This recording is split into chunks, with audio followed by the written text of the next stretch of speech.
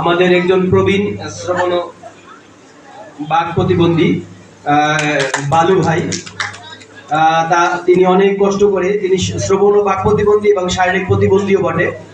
তিনি অনেক কষ্ট করে আমাদের মাঝে এসেছেন এবং তিনি যে কোনো অনুষ্ঠানে আমাদেরকে আর্থিকভাবে বিভিন্নভাবে সহযোগিতা করে থাকেন, আমাদের পাশে থাকেন। এই জন্য তার প্রতি আন্তরিক কৃতজ্ঞতা জানাচ্ছি।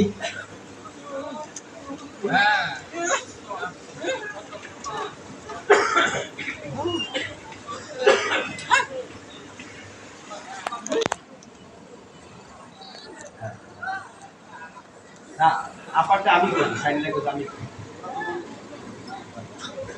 আচ্ছা, ওকে ওকে, হ্যাঁ আমি করব, আমি করব।